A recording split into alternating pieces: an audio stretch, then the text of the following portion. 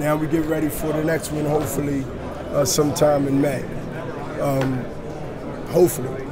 But I can say that Golden Boy and my partner Oscar De La Hoya and the rest of the Golden Boy's employees will be here today to echo what I just said.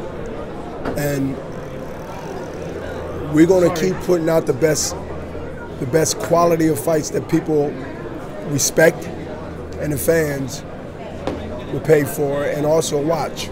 Because if you're asking them to pay their hard-earned money, you must give them high-grade property, high-grade product, and that's good fights. Are you confident that in the second fight, Canelo is going to win? Yes. Convincingly? Yes. Yes, it'll be a reincarnation of Andre Ward and Sergey Kovalev. You've seen the second fight, right? Yeah, absolutely. Yeah, once a guy fight the first time and he fight the second time. Ward stopped Kovalev. Say what? Ward stopped Kovalev in the second fight. Well, you asked me and I told you what's going to happen when you say they fight again, and that's all. But, I mean, in history, when normally it's a rematch, normally the guy, one of those guys, got one of the guys' number. And I think the way Canelo handled himself and being, of course, younger and time will go by, confident, the boogeyman ain't the boogeyman like everybody was pretending. So just as a human being, an athlete, that's an extra drive to say, wait a minute. And it wasn't easy, but I went through this fire. And Triple G is not with, or at least now he's not, with me. If I'm Canelo, and Canelo thinks like that. So I see a Canelo coming in strong, coming in super confident, but not overconfident, and actually make the second fight look so easy. The second fight will be in Las Vegas or a big We don't stadium? know that. It's not even negotiation yet. It's just right now. Next year will be a good year for that fight to happen, not 2 years from now, not drag it out with the fans. But I think that a fight that had a lot of questions amongst this or that should and will take place. As a company, what did you learn about Canelo and Golovkin fight?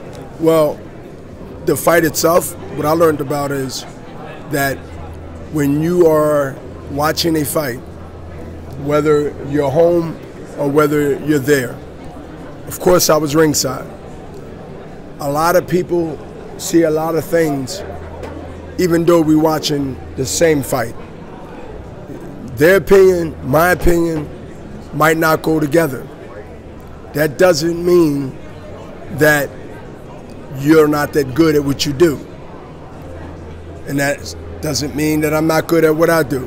What I've learned that we have to be professional, whether we're on the promoter side, judge side, fighter side, everybody that plays a role in this game called boxing, business. So what I learned about that is that if we conscious about our scoring, what we see with no other interference, and the fighters are conscious about putting their life and their effort sincerely on the line when they step in that square circle, I've learned that if you professional, if we all professional, and we go into it with that mindset, the sport will be much respected around the globe of the world. And so what I've learned is that we got to polish up on that. We got to continue to think that way. And we got to continue to be the company that's spearheaded, that started. Because I want to be the one, and I believe Oscar would say the same thing, as be the one that changed the game for positive, for good. Not the norm, the question mark. What if?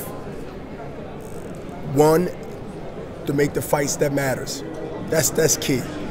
Two, we have to treat our athletes, right, like they're human beings, and make sure when it's all said and done that they are living a respectful life. But they have to cooperate with us and trust us and listen. And I think that we would change the game for positive more than question mark or skeptical. After the world comes, you have a private meeting with Bob Bennett, or Who? did you have the opportunity to talk to Bob Bennett? No. No?